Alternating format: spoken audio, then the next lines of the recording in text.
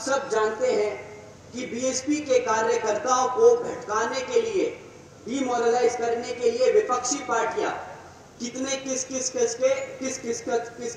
के हथकंडे अपनाती है।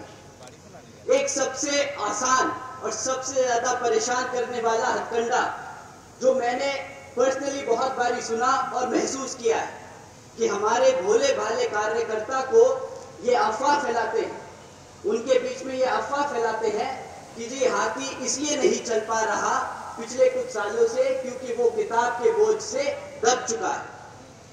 साथियों, ये किताब का बोझ का जो आरोप हमारे कार्यकर्ताओं के बीच में, ये अफवाह जो हमारे कार्यकर्ताओं के बीच में फैलाई जा रही है, इसको आज मैं सीधे हाथ आप लोगों के बीच में रख के इसको क्लियर करना चाहता हूं।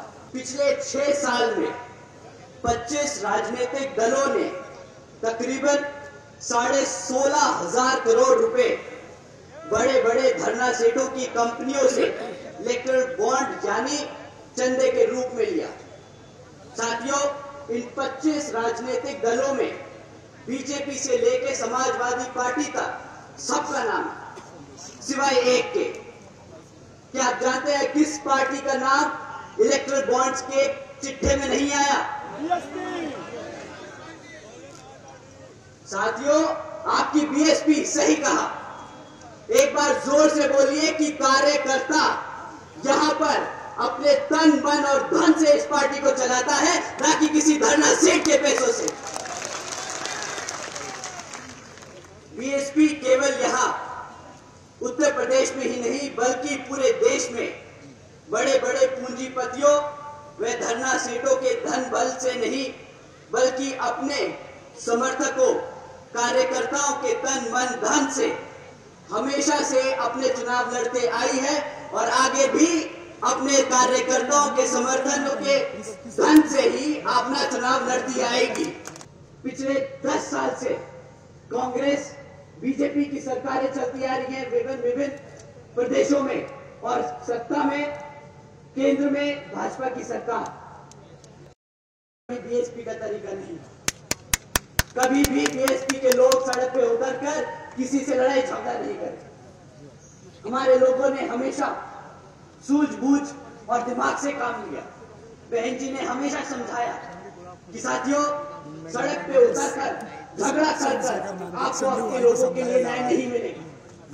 आपको अपने समाज के लोगों के बारे में और अपने समाज को जागरूक करके वोट डाल के अपने लोगों को तख्ता में बिठाकर उन लोगों के लिए न्याय मिलेगा। साथियों, पिछले कुछ सालों से आप लोगों के बीच में इन विरोधी पार्टियों ने किस्म के लोग छोड़ रखे। अब नाम लेके उनको बताना क्या, उनको हवा देने की कोई जरूरत नहीं, पर वो आप लोगों को कुछ इस तरीके से भटका रहे हैं, वो मैं काम आपके सामने रख देता हूँ और आपको बोलता हूँ कि आपसे विनती करता हूँ कि उनके चक्करों में ना पड़े, क्योंकि एक बार आप उनके चक्करों में फंस गए तो फिर वहां से निकालना बहुत मुश्किल होगा। साथियों, ये आदमी अपने आप को मसीहा बताता है। ये आदमी कहता है कि मैं सड़क पे उतरूंगा अपने समाज के लिए, आंदोलन करता है, झगड़ता है, लड़ता है, हमारे युवा साथियों को लेके पहुंच जाता है। फिर क्या होता है? हमारे युवा साथियों पे मुकदमे होते हैं और जैसे ही मुकदमे होते हैं वे बेचारे ढूंढते फिरते हैं कि भाई साहब हमें बचाओ। वो आदमी फिर यहां से छोड़ के दूसरी जगह भाग जाता है, वहां पे आंदोलन करता है और इस कारवां में हमारे सभी युवा साथियों पे मुकदमे दर्ज कराता जा रहा है। अगर आप पे एक बार मुकदमा दर्ज हो गया साथियों, तो सरकारी नौकरी मिलने में मुश्किल हो जाएगी, रोजगार मिलने में मुश्किल होगा। ये आपको आज गर्म खून नहीं दिखा के, इमोशनल करके आपको सड़कों पे ले जा रहा है और बाद में फंसा रहा है। साथियों, सड़क पे लड़कर आपको वोट, आपको आपकी ताकत, आपको सत्ता में आने का मौका नहीं मिलेगा। आपको अपने समाज को जागरूक करके, अपने पार्टी को मजबूत करके उसको सत्ता में लाकर न्याय और रोजगार मिलेगा। साथियों, ऐसे नहीं मिलता रोजगार, ऐसे नहीं मिलता न्याय।